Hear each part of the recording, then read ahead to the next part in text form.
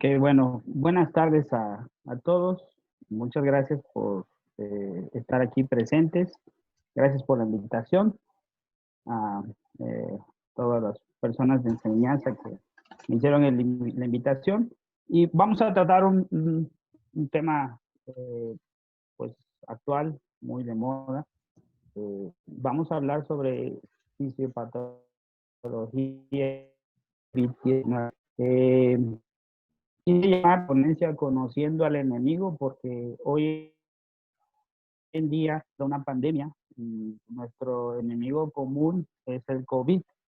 Y un principio que se utiliza en todas las escuelas que enseñan el arte de la guerra es que lo primero que tenemos que hacer antes de iniciar una batalla es conocer a nuestro enemigo. Y día a día nos enfrentamos con este enemigo, con el COVID, y es fundamental empezarlo a conocer. Y eso es lo que vamos a ver el día de hoy. Bien, la agenda de esta presentación, de esta charla que vamos a tener, toca los siguientes puntos. Primero, vamos a hablar algunas generalidades del virus propiamente. Va a ser breve. Después nos vamos a eh, repasar un poco lo tocante al receptor del virus y aquí sí nos vamos a extender un poquito más en cuanto al tiempo porque me parece de los puntos más interesantes que debemos de conocer. Después vamos a hablar de los reguladores del receptor del virus, que es otra parte importantísima en el proceso de esta enfermedad, ciclo vital del virus e inflamación, y vamos a terminar tocando muy brevemente el tema de los targets farmacológicos. Eso seguramente va a ser motivo de otra charla, porque es un tema demasiado amplio. Bien, bueno, vamos a empezar entonces con el primer punto, que es el virus. Bien, eh, el virus del que vamos a hablar, bueno, pues es el SARS-CoV-2 y pertenece a una familia de virus que se conocen como coronavirus. Esta, estos coronavirus son también miembros de una subfamilia que se llama Orthocoronaviridae y en general, en conjunto, pertenecen al orden nidovirales. Esta familia de los coronavirus se divide de forma genotípica y serológica en 4 géneros, los cuales son el alfa, los beta coronavirus, gamma coronavirus y delta coronavirus. Las infecciones en humanos, esto es importante y por eso lo resalto aquí con un fondo verde para que pueda quedar bien presente. Las infecciones humanas son causadas por los alfa coronavirus y los beta coronavirus. Pero también estos virus infectan a mamíferos y aves. Algo que es importante que nosotros podamos tener bien claro es que al día de hoy se han descrito eh, solamente 7 clases de coronavirus que producen infecciones en humanos. La mayoría de ellos pertenecen al género alfa coronavirus y estos coronavirus, alfa coronavirus y algunos beta coronavirus son virus que pueden producir cuadros infecciosos de vías respiratorias altas, en general en población. Los beta coronavirus son endémicos en todo el mundo y representan del 10 al 30% de infecciones del tracto respiratorio superior en adultos. Es decir, después del rinovirus, los coronavirus son la causa el agente etiológico viral más común que produce lo que comúnmente llamamos el resfriado común. Entonces, realmente los coronavirus eh, estamos bastante familiarizados con ellos, son endémicos, pero, Estos son los que normalmente producen infecciones del tracto respiratorio, pero hay tres tipos de género coronavirus, beta coronavirus, que pueden producir infecciones en el tracto respiratorio inferior. ¿Cuáles son? El SARS-CoV, descrito en el brote epidémico que hubo entre 2002 y en 2003 en China precisamente, el MERS-CoV, que fue descrito en un brote epidémico que hubo en Medio Oriente, Arabia Saudita, entre 2009 y 2010, y actualmente el SARS-CoV-2. ¿Ok? Entonces, en general, lo que quiero resaltar de esta diapositiva es que son 7 tipos de coronavirus que pueden producir infecciones en humanos. La mayoría de ellos son endémicos y solamente 3 son los que pueden afectar el tracto respiratorio inferior.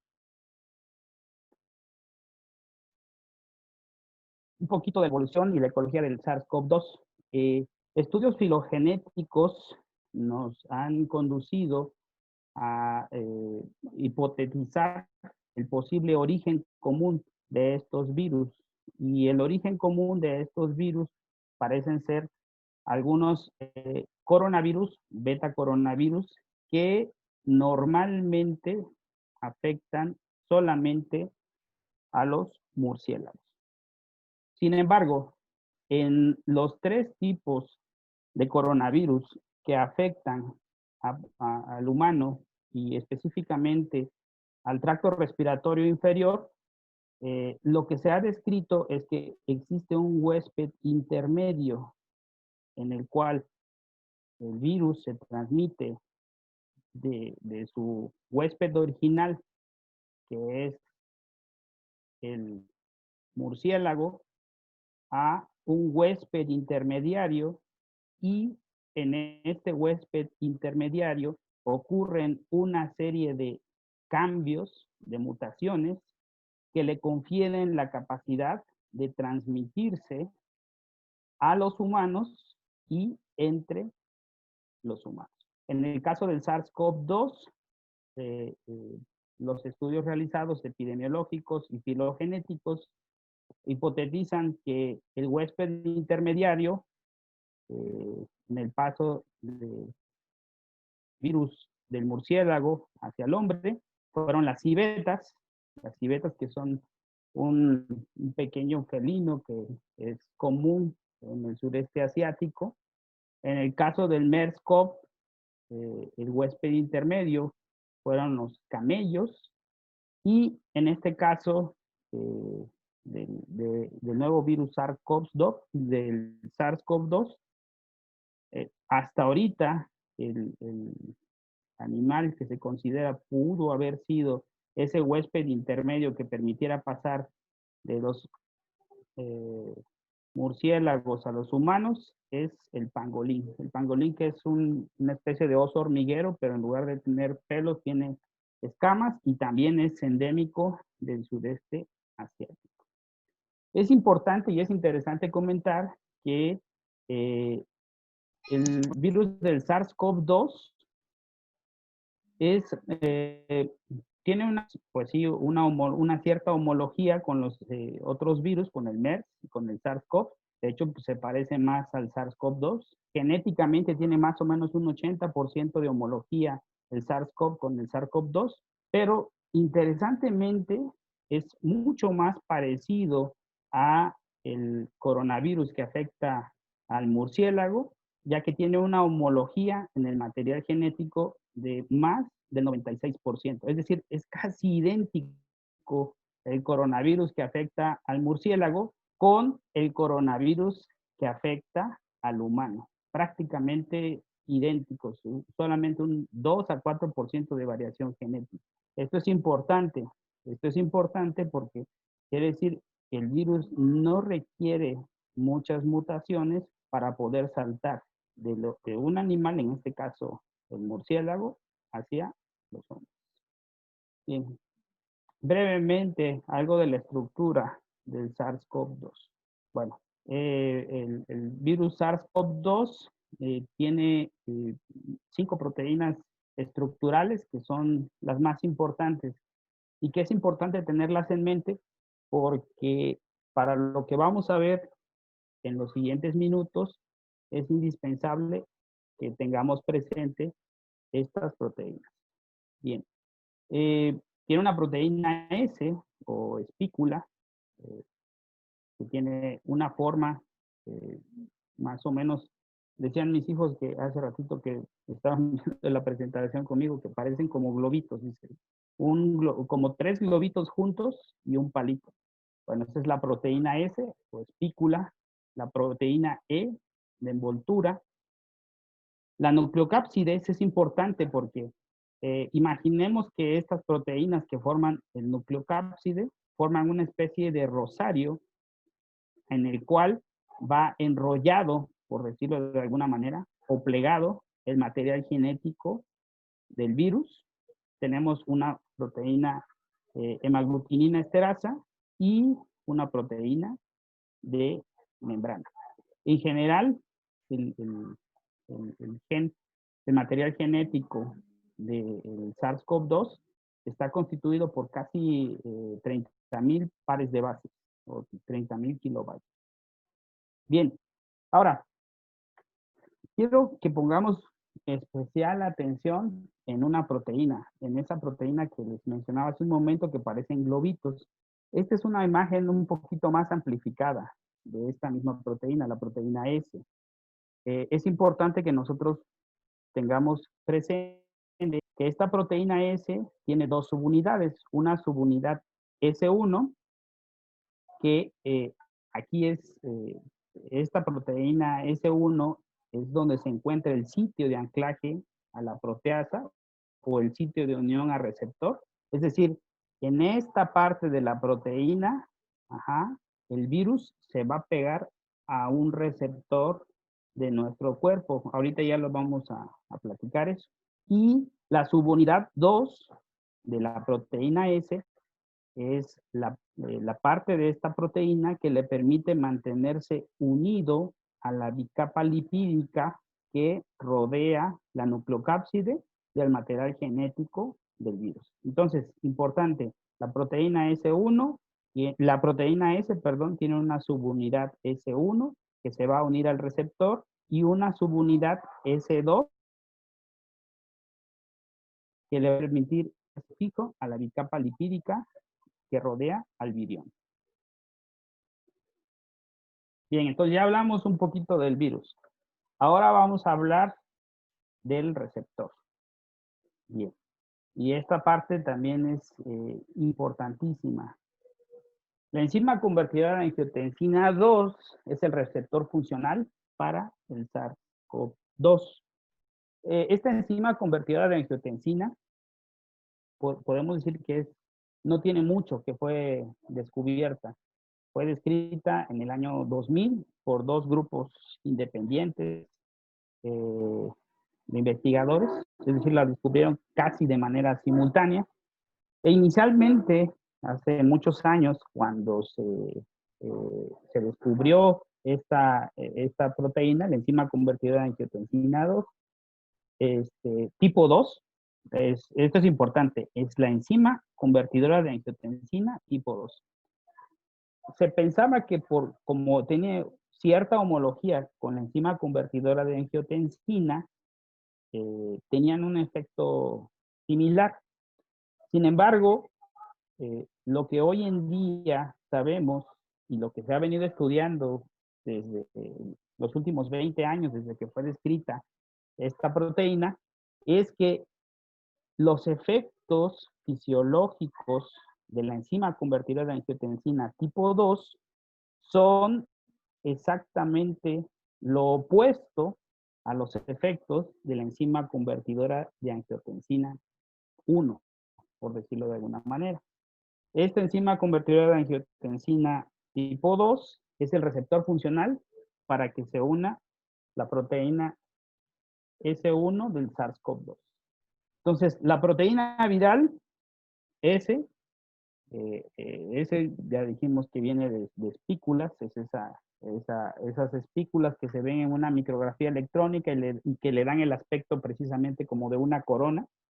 La proteína viral S del SARS-CoV-2 se une a la enzima convertidora de angiotensina tipo 2 de una forma similar a como lo hace en el SARS-CoV-1. ¿Por qué es importante esto?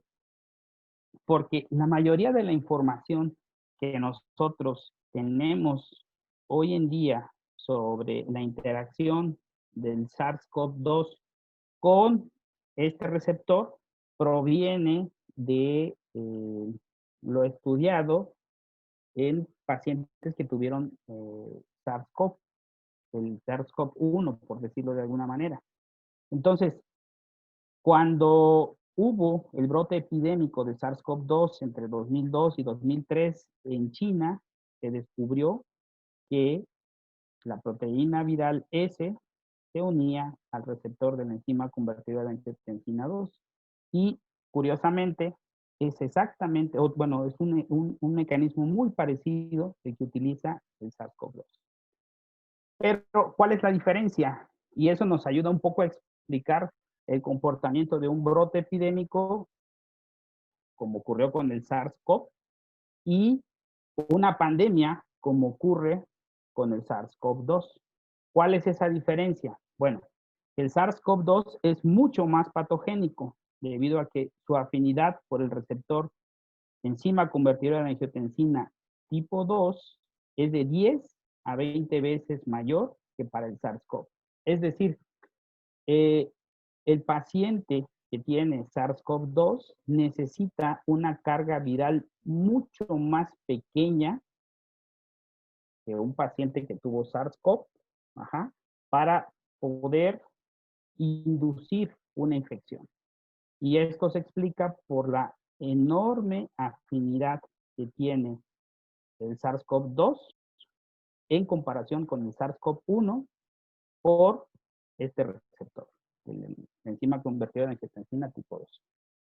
Una vez que la proteína S del SARS-CoV-2 se une al receptor enzima convertidora en angiotensina tipo 2, es necesario un procesamiento que en inglés se le llama priming. En español, la palabra que creo que es más cercana a una traducción correcta es acondicionamiento por una proteasa de la célula huésped, que es la proteína TMPRSS2. Entonces, de esta diapositiva, lo que quiero yo resaltar son tres cosas. Uno, el receptor, que es la enzima convertidora de angiotensina tipo 2. Dos, la proteína viral que se une al receptor es la proteína S. Y tres, es necesario para que esta interacción entre el receptor y la proteína viral pueda ingresar a la célula, es indispensable la acción de esta proteasa de la pared del huésped para que el virus se pueda internalizar. Esto así en palabras es un poquito difícil de imaginar, pero quiero presentarles una diapositiva, una imagen que creo que nos va a ayudar un poco a esto.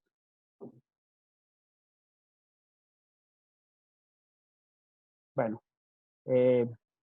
nada más, a pesar de que hay una homología, se puede decir que más o menos alta entre la enzima convertidora de angiotensina tipo 1 y la enzima convertidora de angiotensina tipo 2, más o menos tienen una homología del 60%.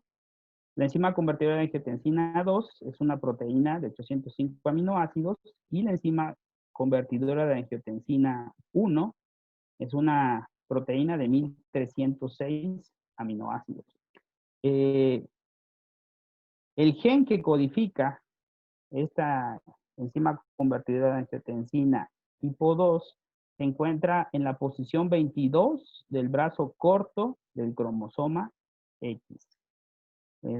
Posición 22 del brazo corto del cromosoma X. Mientras que el gen que codifica a la enzima convertidora de angiotensina 1 se encuentra en el sitio 23.3 del cromosoma largo, del brazo largo del cromosoma 17.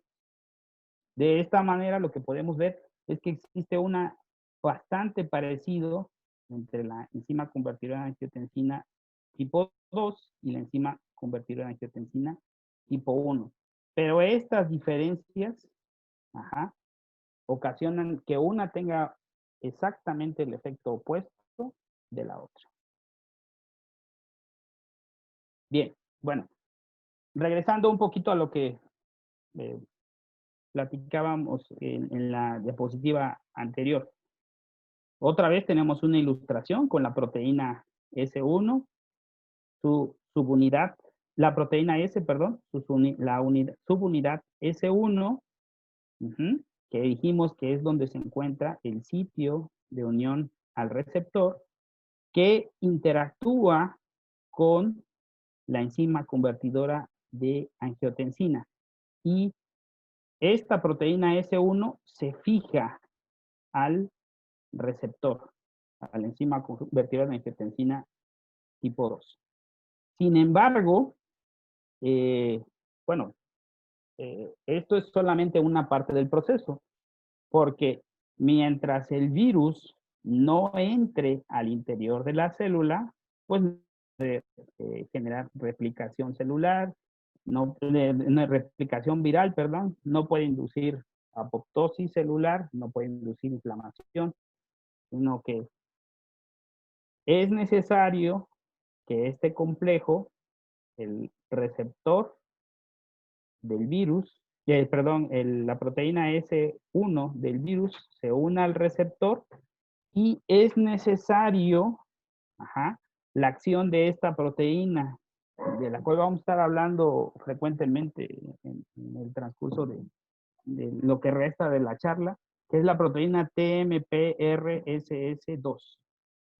Esta proteína lo que hace es que genera un cambio en la subunidad 2 de la proteína S del virus y le permite ingresar a la célula a través de dos mecanismos.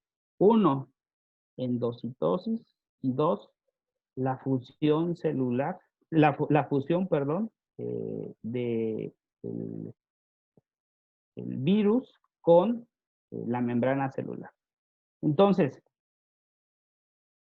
la unión se hace con la proteína S1 y la enzima convertidora de angiotensina tipo 2, pero es necesaria otra proteína, otra proteasa, para que se complete el proceso de internalización del virus. Esto es bien importante porque, fíjense ustedes bien, y esto más adelante vamos a hacer una reflexión, porque incluso tiene utilidad terapéutica. El virus se puede unir al receptor, pero si no existe esta proteína que permita la internalización, el virus se va a quedar unido al receptor, pero no va a poder entrar a la célula. Necesita de que se realice ese priming, ese acondicionamiento, para que el virus pueda ingresar a la célula. Y dentro de la célula, ejercer todo el daño que pues estamos viendo en esta pandemia. Bien, respecto al receptor, ¿en qué sitios de nuestro cuerpo, de nuestra economía, se expresa esta enzima convertida en angiotensina tipo 2? En muchos lugares, pero los más importantes es el sistema nervioso central, en los ojos, en las células epiteliales pigmentadas, en las células gliales de Müller, en las vías aéreas superiores, las células de epitelio ciliado, de las vías aéreas superiores, en los pulmones, en las células epiteliales tipo 2, alveolares, en las células pulmonares vasculares, en el endoptelio, en algunas células de músculo liso, en el hígado, en el intestino, en los riñones, en el corazón. Con mucho y por mucho, los sitios donde más se expresa la enzima convertidora de angiotensina tipo 2 es vías aéreas superiores, pulmón, intestino y riñones. Esto también es importante resaltarlo porque nosotros clínicamente, los pacientes que atendemos, la inmensa mayoría de ellos refiere síntomas respiratorias altas o bajas. Una gran proporción de los pacientes también desarrollan síntomas gastrointestinales, diarrea, dolor abdominal, distensión abdominal, ¿sí?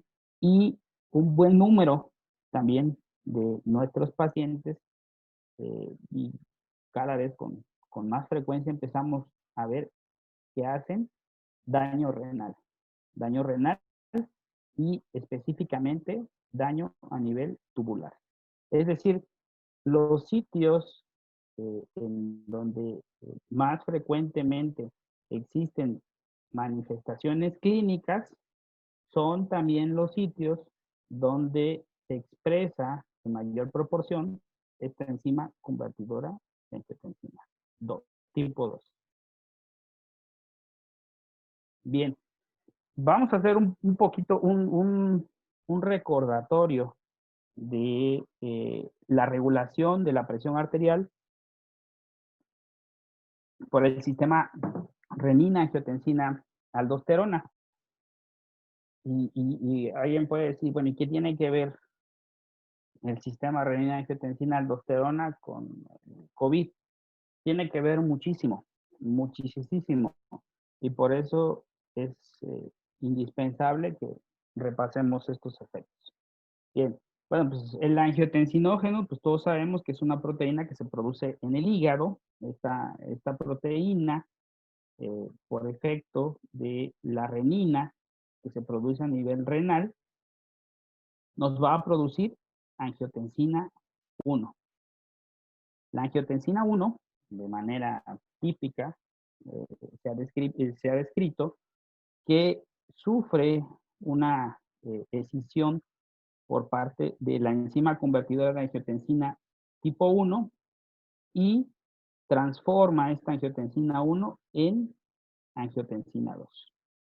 La angiotensina 2, a su vez, tiene dos tipos de receptores, el receptor AT1 y el receptor AT2.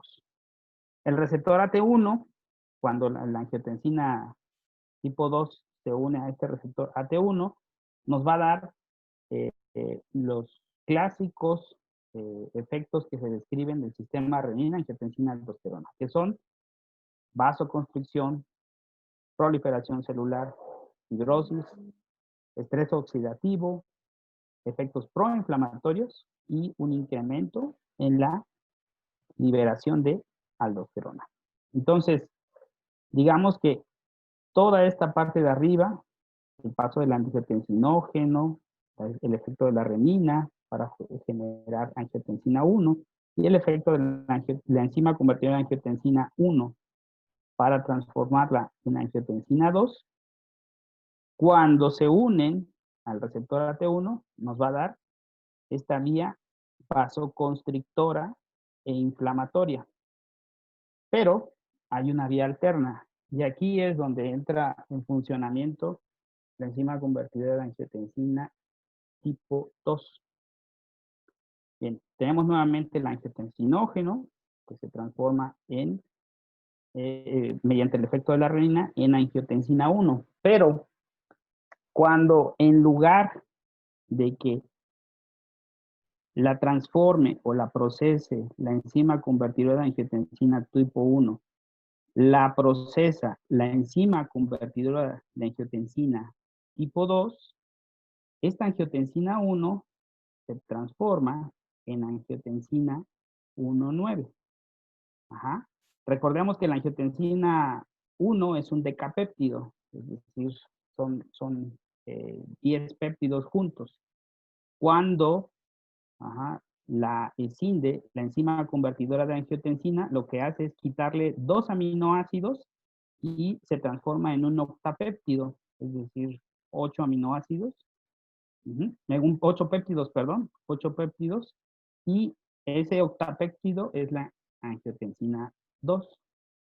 Pero cuando actúa la enzima convertidora de angiotensina tipo 2, esta angiotensina, en lugar de quitarle 2 y transformarse en angiotensina 2, le quita 1 y queda angiotensina 1,9.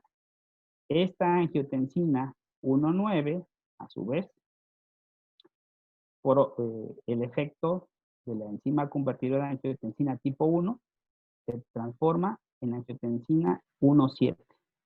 Y esta angiotensina 1,7, cuando se une ya sea al receptor AT2 de la angiotensina 2 o al receptor más, tiene los efectos contrarios a la vía vasoconstrictora clásica.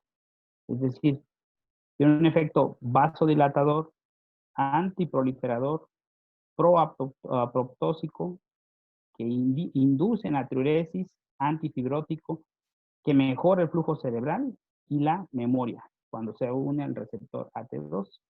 Y cuando se une al receptor más, produce vasodilatación, antiproliferación, antiinflamación, diuresis, natriuresis, y facilita la acción de la insulina. De esta manera, pues, podemos decir, y adelantarme ahorita un poquito, que el sistema renina-angiotensina tiene dos componentes. Vamos a ponerlo así en términos muy simplistas. Tiene un componente malo, que es mediado por la angiotensina 2, y tiene un componente bueno, que es mediado por la angiotensina 1. A grandes rasgos podemos decir que la enzima convertidora de angiotensina 1 es la que dirige esta vía inflamatoria y vasoconstrictora, y la enzima convertidora de angiotensina tipo 2 es la que dirige esta otra vía vasodilatadora y con un efecto protector. Es decir, hay continuamente en nuestro organismo, hay un equilibrio, bueno, cuando estamos sanos, ¿no? Entre los efectos de la enzima convertidora de angiotensina tipo 1 y la enzima convertidora de angiotensina tipo 2. Bien. Pero bueno, la enzima convertidora de angiotensina solamente tiene funciones en el sistema renina-angiotensina. La respuesta es no. Tiene otra función también muy importante y que es independiente del sistema renina-angiotensina. Bueno, ¿cuál es esa función? A nivel intestinal, la enzima convertidora de angiotensina 2, es decir, que no está circulando, regula la absorción de aminoácidos, regula el balance intestinal de bacterias y reduce la actividad inflamatoria intestinal. La enzima convertida en angiotensina tipo 2 celular es necesaria para la expresión del transportador BAT1 de aminoácidos en las células epiteliales intestinales. Estudios en ratones en los que han sido modificados genéticamente y se elimina el gen que expresa enzima convertida en angiotensina tipo 2, es decir, que no tienen enzima genéticamente modificados para no tener ECA2, se observa que tienen una marcada disminución en la capacidad de absorber algunos aminoácidos neutros como valina, treonina, tirosina y un aminoácido esencial que es el triptófano. Esta disminución en la capacidad de absorber aminoácidos también ha conducido a describir que se presenta un proceso de inflamación intestinal y disbiosis. Es decir, la ECA2 funciona como un cofactor para la absorción de aminoácidos. Y esta absorción de aminoácidos nos permite preservar el equilibrio en la flora intestinal y la actividad inflamatoria. Este es otro de los mecanismos en los que actúa la enzima convertidora en angiotensina tipo 2. Y también podrán decir, bueno, ¿y qué tiene que ver lo del intestino con el sistema renina-angiotensina y con el COVID? Bueno, ahorita vamos a ver qué es lo que tiene que ver y por qué es importante conocerlo. Bien, entonces ya hablamos del virus, ya hablamos del receptor del virus, del ECA2, pero ahora vamos a hablar de los reguladores del receptor, del ECA2, de la enzima convertida en angiotensina tipo 2. Los reguladores, si ustedes recuerdan, en diapositivas anteriores, decíamos que la proteína S se une a la ECA2 y pues se fija, es el receptor al que se une el virus para poder ejercer sus efectos deleterios. Sin embargo, hablamos de esta proteína también, la proteína TMPRSS2, que es indispensable para modificar al virus y permitirle introducirse al interior de la célula y realizar con todos los efectos deleterios que ya conocemos. Entonces, esta proteína TMPRSS2 es un regulador, es el principal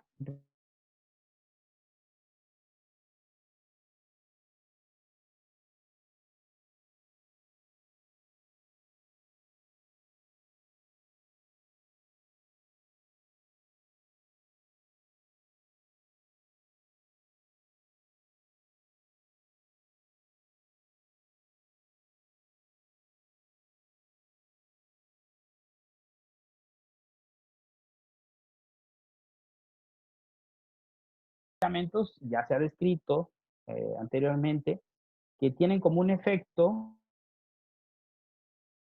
expresión de la enzima convertidora de angiotensina tipo 2 celular, es decir, la que se encuentra en la pared celular.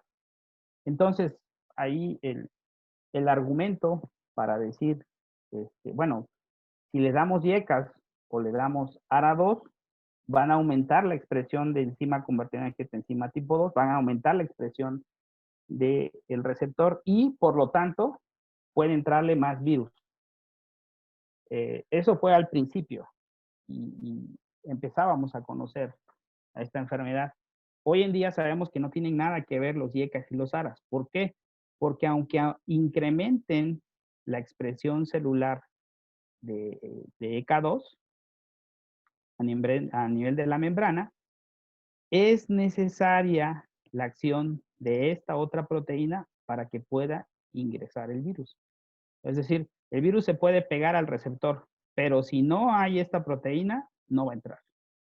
Entonces, digamos que en estos términos, este sería el malo. Este, pues es un receptor, está ahí, pero para que entre y realice replicación viral y todos sus efectos deleterios, es necesaria esta proteína, TMPRSS2. Bueno, ese es el principal regulador de la ECA2. Pero, como en casi todo, siempre hay un bueno y hay un malo. Entonces, digamos que el malo es este, TMPRSS2. Porque se permite la entrada del virus. Ahora, hay uno bueno.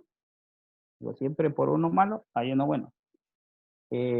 Igual, esta enzima convertidora en angiotensina tipo 2, que mencionábamos al principio, que tiene dos segmentos, ¿no? Uno que es extracelular y otro que es intracelular. Bien, esta proteína, la proteína ADAM17, tiene la capacidad de escindir el segmento extracelular de la proteína ECA2 y liberar una fracción soluble de la enzima convertidora de angiotensina. Es decir, el receptor completo, la proteína completa, está en la membrana celular. Pero esta proteína, esta proteasa, lo que hace es que parte a esta proteína y permite que la porción extracelular sea liberada a la circulación. ¿Y qué ocurre cuando esta fracción de la proteína se libera a la circulación? Bueno, dos cosas. Uno, se ha observado que esta enzima convertidora de angiotensina tipo 2 soluble, es decir, que no está en la pared celular, en la membrana celular, perdón, es la que tiene un mayor efecto antiinflamatorio, antifibrótico, natriurético, o sea, tiene los efectos que contrarrestan esa vía mala que dijimos que estaba mediada por la angiotensina 2. Eso por un lado. Y por otro lado, lo que se ha descrito es que cuando esta fracción soluble se une al virus, como esta unión ocurre a nivel circulatorio, el virus no puede entrar al interior de la célula. ¿Por qué? Porque le hace falta esta. Entonces ocurre dos cosas cuando actúa la proteasa ADAM17 sobre la ECA2. Uno, se produce ECA soluble que va a contrarrestar los efectos deleterios de la angiotensina 2. Y dos, en el contexto de una infección por SARS-CoV-2, lo que hace es que se pega al virus, por decirlo de alguna manera, lo inactiva, y como no puede entrar, porque le hace falta la acción de esta proteína, como que, bueno, o sea, se utiliza el término, no sé si sea el correcto, pero ese es el término que se describe, secuestra el virus y no permite que entre al interior de la célula. Entonces, digamos que tenemos al malo, que una vez que se une el virus al receptor, le permite entrar. Y tenemos al bueno, que fragmenta la proteína, libera una fracción soluble que por una parte contrarresta los efectos de angiotensina 2 y por otro lado secuestra virus porque se une a ellos y ya no pueden ingresar al interior de la célula al faltarles la proteína TMP-RSS2. De esta manera, lo que podemos ver en el paciente con COVID es que, como siempre, y como en todo, hay un equilibrio. El sistema renina-angiotensina, la angiotensina 1. Si actúa la enzima convertidora de angiotensina, va a haber más vasoconstricción, y se une esta enzima convertidora lo transforma en angiotensina 2 y se une al receptor AT1, va a haber más vasoconstricción, prooxidación, proinflamación, profibrosis y proapoptosis, que en el contexto del paciente con COVID nos va a conducir a un empeoramiento de la condición del paciente. ¿Qué fenómenos qué enfermedades o qué condiciones hacen que predomine esta vía inflamatoria? Hipertensión, obesidad, diabetes, insuficiencia renal, tabaquismo, cardiopatía isquémica, enfermedades pulmonares, Alzheimer y la edad. Todas estas enfermedades y o condiciones lo que hacen es una mayor actividad y expresión de la enzima convertidora de angiotensina. Y en estos pacientes, por lo tanto, lo que observamos es un poor pronóstico. Pero ¿qué ocurre cuando la angiotensina 1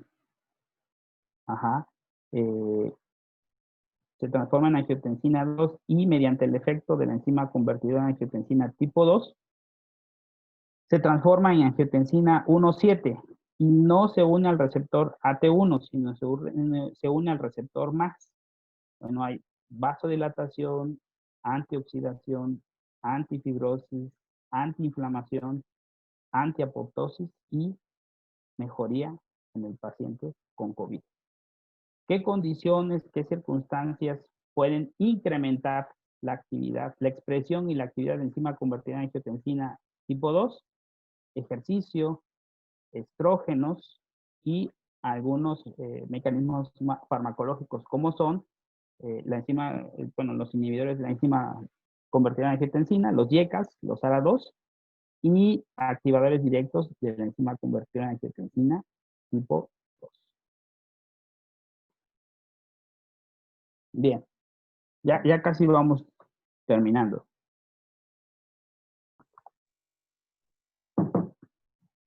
Esta diapositiva creo que es muy importante tenerla en mente porque realmente es como un resumen de todo lo que hemos platicado hasta ahorita.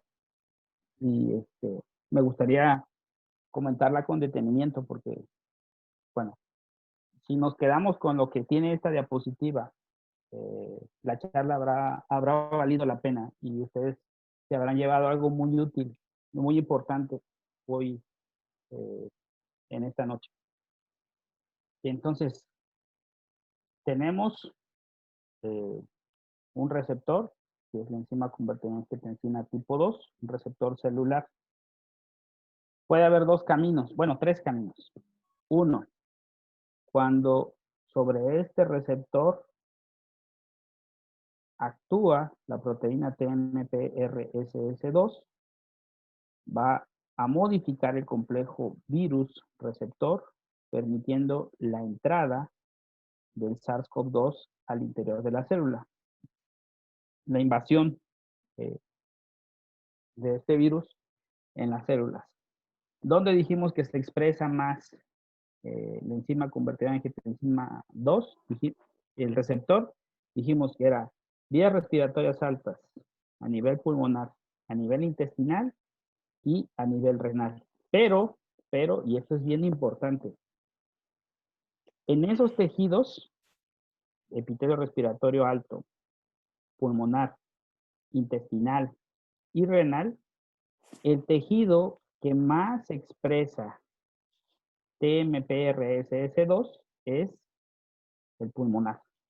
Es decir, a nivel intestinal no hay una gran expresión de TMPRSS2, por lo tanto, podemos hipotetizar, o bueno, que aunque tiene gran cantidad de receptor a nivel intestinal, tal vez la entrada del virus al cuerpo no ocurra a nivel intestinal. Lo mismo ocurre a nivel renal, donde lo que vemos es un daño tubular, pero no una infección propiamente viral a ese nivel.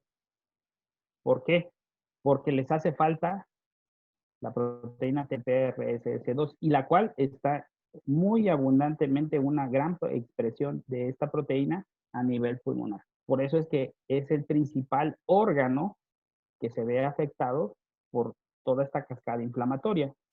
Entonces, el SARS-CoV-2 entra al interior de la célula, especialmente los pulmones, en menor proporción de los intestinos, debilita el sistema inmune y la sobreproducción o la replicación viral en el interior celular produce dos cosas, y esto es bien importante también y muy interesante. Por un lado, destruye al huésped.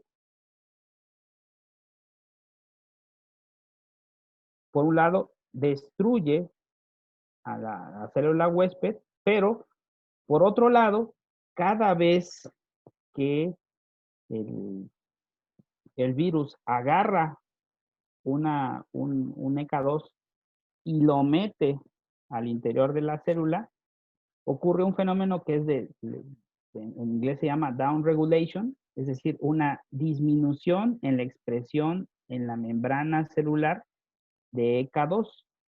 Voy a regresarme una diapositiva.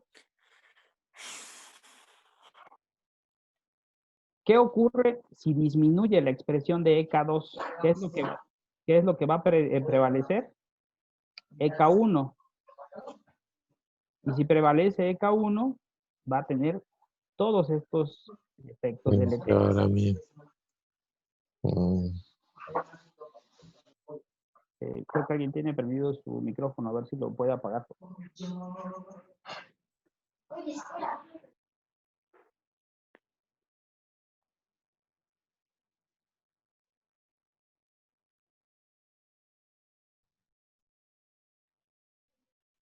Ok, bueno, continuamos. Entonces, esta eh, disminución en la expresión de ECA2 en la membrana celular debido a la internalización, o sea, digamos que el virus agarra los ECA2 y los mete al interior de la célula y ya disminuye la cantidad de ECA2 a nivel de la membrana, lo que hace es favorecer los efectos del sistema mediado por ECA1 y angiotensina 2, que dijimos que eran la parte mala del sistema renina-angiotensina, y tiene los siguientes efectos. Ajá. Acelera la inflamación y la infección a nivel sistémico, induce una respuesta inmune anormal y disminuye la protección de órganos. Por otro lado, la disminución de la expresión celular de ECA2 a nivel intestinal produce una reducción en la capacidad de absorber aminoácidos, particularmente un aminoácido esencial que es el triptofano, y hay una desregulación en la flora intestinal normal. A eso se le llama disbiosis. Y eso es un fenómeno que ahorita es muy interesante y que es de lo que se está estudiando mucho, sobre todo los investigadores japoneses. Ellos estudian mucho el tubo digestivo, porque aparentemente lo que ocurre a nivel intestinal es que si está inflamado, si está con una disbiosis, un cambio en esa flora intestinal normal que nos protege, hay una mayor translocación bacteriana, hay una mayor generación, bueno, diferentes procesos que generan más inflamación que puede transmitirse en una mayor inflamación a nivel sistémico que concluye en lo que muy comúnmente se llama tormenta de citocinas, que produce insuficiencia respiratoria, disfunción del sistema cardiovascular, daño renal y falla multiorgánica. Esto es cuando se va por el camino del TMP-RSS2. Pero ¿qué ocurre cuando en lugar de que la transformación de la ECA2 la haga esta proteína, la hace la proteína ADAM17? Lo que ocurre es que incrementa la proporción de enzima convertida en angiotensina 2 circulante. Recordemos que dijimos que el efecto que produce la proteína ADAM17 es que parte a la ECA2 y se genera una parte soluble que biológicamente o fisiológicamente es más activa y que permite contrarrestar los efectos de angiotensina 2 al unirse al receptor más. Y por otro lado, también se une al virus, pero no permite que se introduzca al interior de la célula. Esto tiene como un efecto protector a nivel de pulmonar, reduce las citocinas inflamatorias, eh, regula la respuesta inmune y nos da una mayor protección del sistema cardiovascular y renal. Por otro lado, y aunque casi siempre nos fijamos en estas dos, en esta balanza que puse hace un momento, no deja de ser importante el papel que juega la ECA2 junto al receptor de aminoácidos BAT1, ya que cuando se une a este receptor, lo mencionamos más en diapositivas anteriores, regula el balance intestinal, incrementa los péptidos antimicrobiales y regula la absorción de aminoácidos. Y esto contribuye a los efectos protectores que tiene la ECA2 circulante mediada por ADAM17.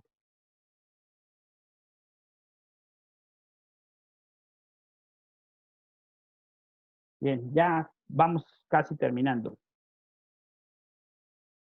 Bueno, de esta manera, en esta diapositiva lo que quiero ilustrar es que tenemos al virus, el virus que se une a un receptor, el ECA2, que en conjunto con la TMPRSS2, permite la internalización del virus al interior de la célula. En el interior de la célula ocurre la replicación del virus, produciéndose piropoptosis.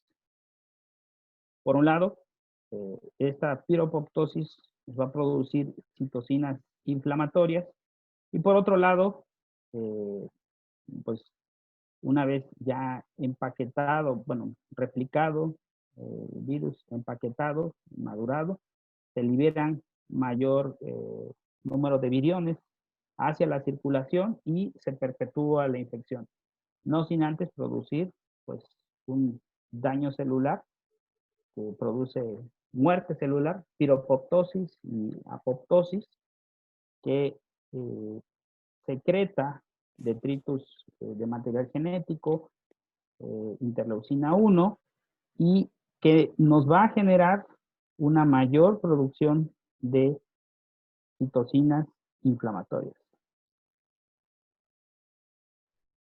Y aquí pueden ocurrir dos cosas.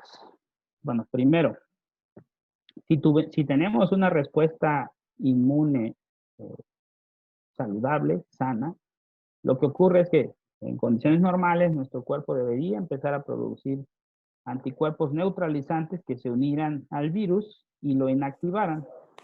Estos virus neutralizados por los anticuerpos serían captados por los macrófagos, en este caso hablando del epitelio respiratorio pulmonar, de los macrófagos alveolares, y estos macrófagos alveolares reconocerían y fagocitarían también las células apoptósicas.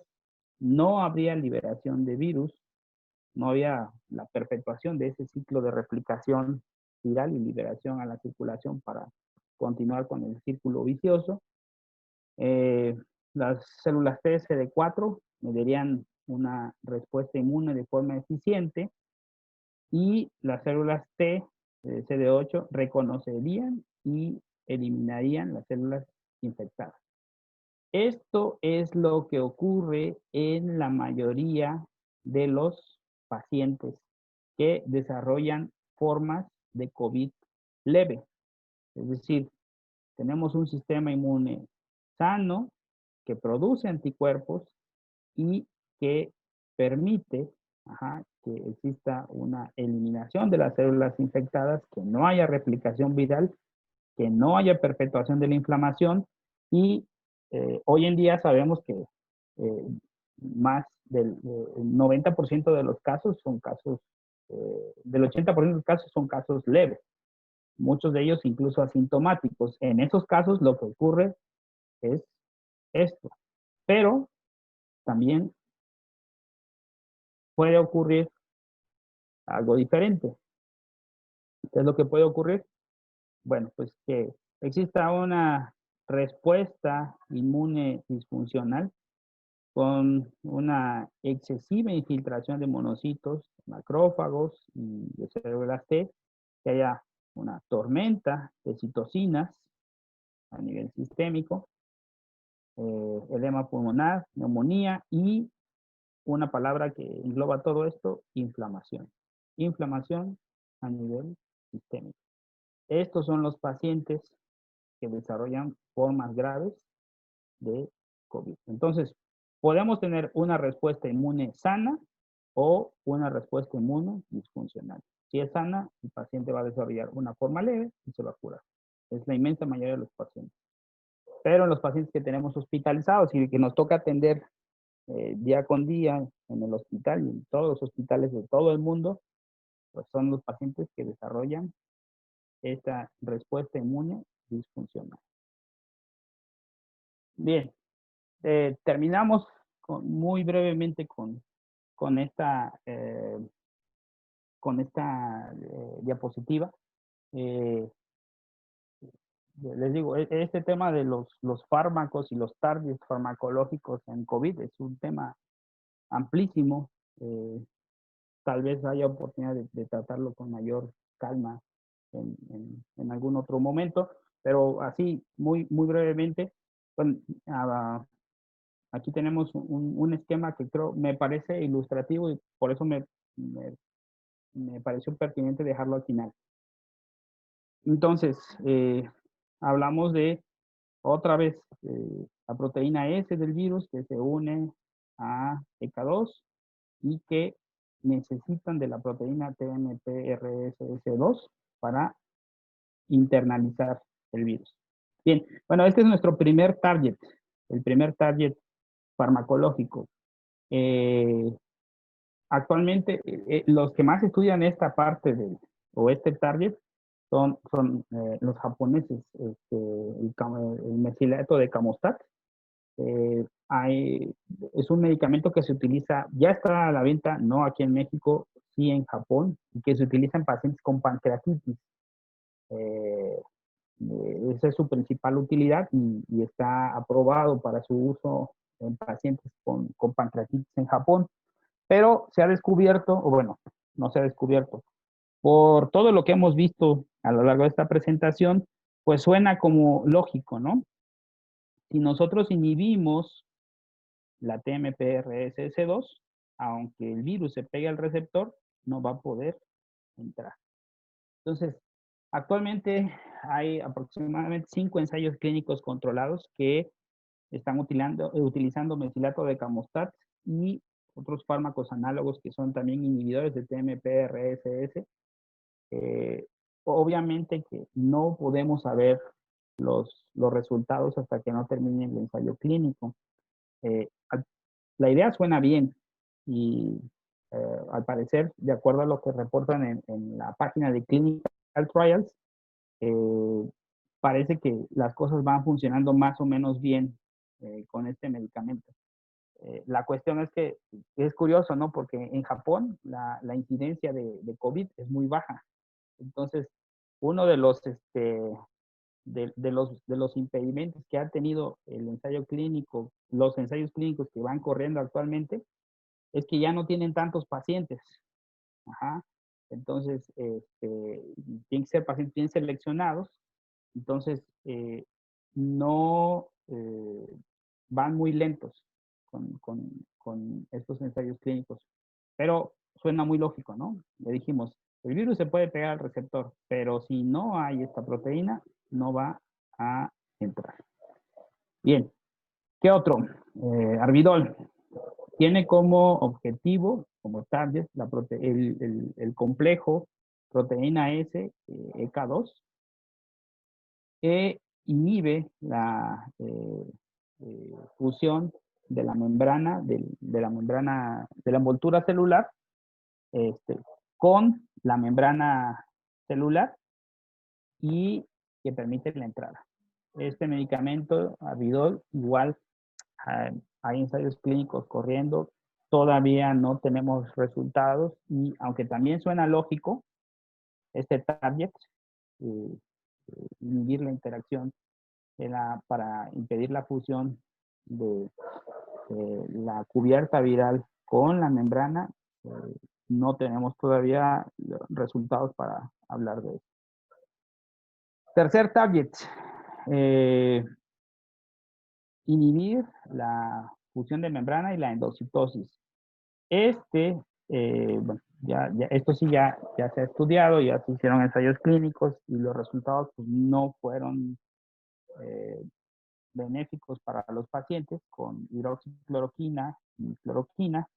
Hipotéticamente, estos medicamentos inhibían la entrada del virus y la endocitosis por múltiples mecanismos, así como modular la respuesta inmune del huésped. Hoy en día hay evidencia suficiente para desaconsejar el uso de cloroquina y de hidroxicloroquina en el manejo de pacientes con COVID.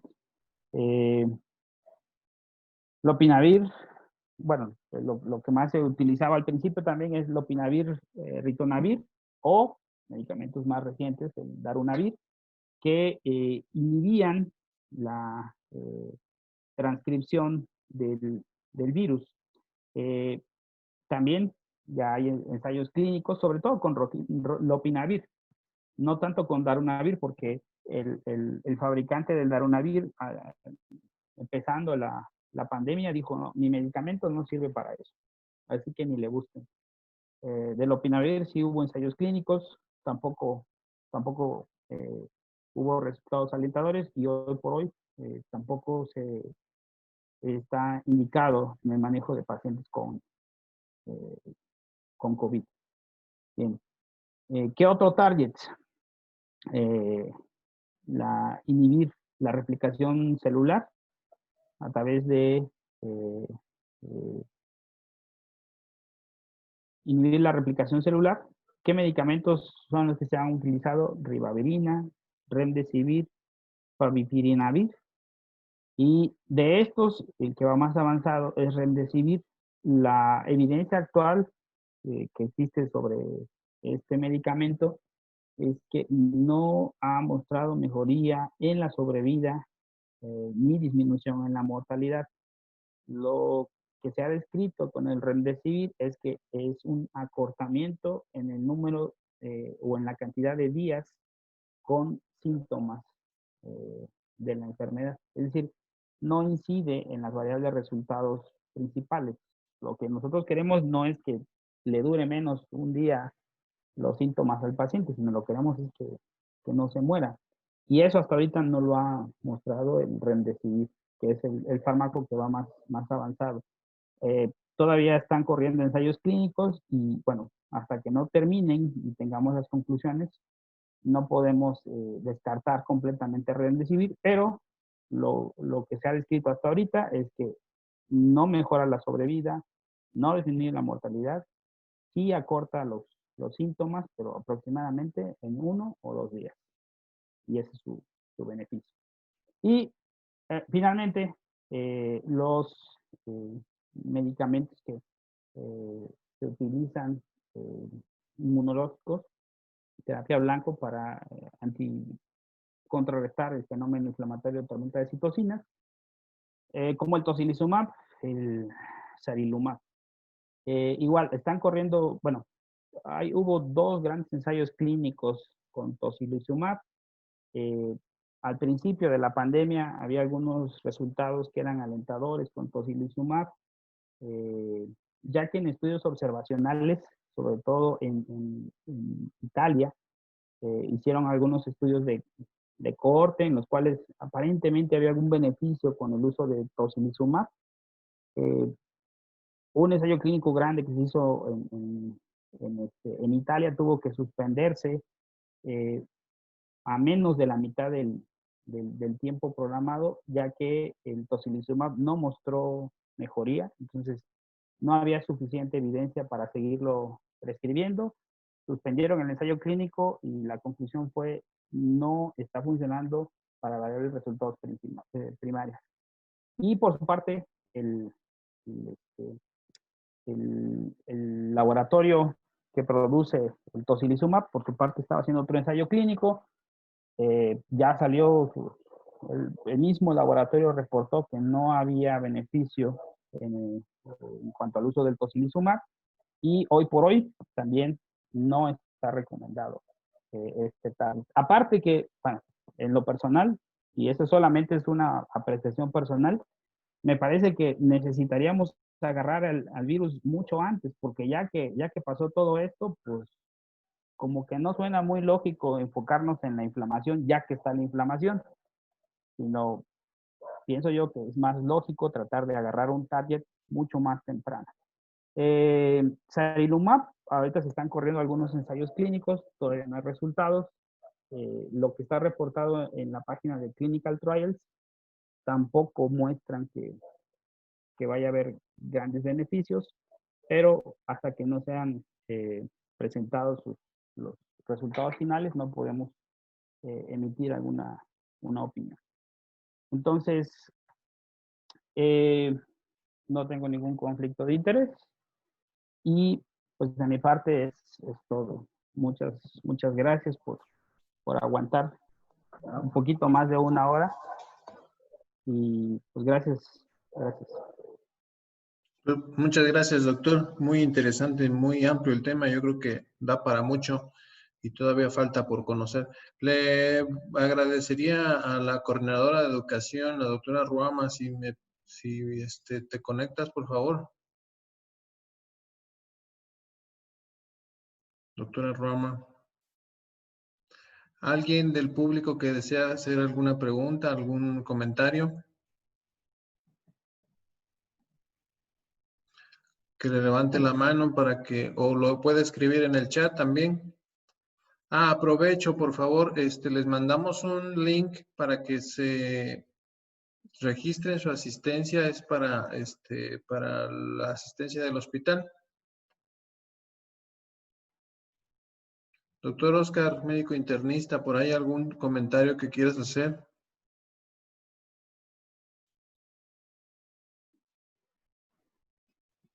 Ruama.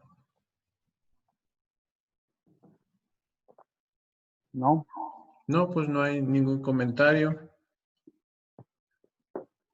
Pues doctor, en nombre del Hospital General de Zona de Oaxaca, pues agradezco tu apoyo y yo creo que te tomo la palabra para seguir con otros temas relacionados al COVID. Sí, claro, por mí, encantado. Creo que es muy, muy importante esta parte de, como hospital, no solamente restringirnos a la atención médica, porque muchas veces nos enredamos solamente en atender al paciente y se nos olvida un poquito Nada más el que el número comprender de la folio. enfermedad. Uno, le recorrí el último. Okay. Doctora Ruama, adelante. Doctor, pues muchas felicidades. Muy interesante, bastante completo y con muchas pautas para tratamientos, ¿no? Y el saber de qué medicamentos posibles, ¿no? Realmente agradecida por su participación. Creo que nos ayuda un poquito a entender más sobre el COVID, sobre la fisiopatología y el por qué se generan varios de los síntomas. Le agradezco enormemente a nombre del hospital, ya lo dijo el doctor Fernando, y pues le seguimos esperando en próximas sesiones generales. No, muchísimas gracias, doctor. Muchas gracias a todos y pues si en algo les puedo servir o si alguien del público quisiera más información, pues a través del doctor Fernando y la doctora Roma, pues pueden dar mi correo y nos ponemos en contacto. Muchas gracias. De hecho, en el link que se les pasa, ponen sus datos y ahí pueden poner algún comentario o algo que quieran saber y ya los ponemos en contacto con el doctor Emiliano. Bueno, pues muchas gracias. Pues muchas gracias, doctor. Que tenga buena noche. Muchas gracias Muchas a gracias. todos. Nicolo, amigo, buenas noches.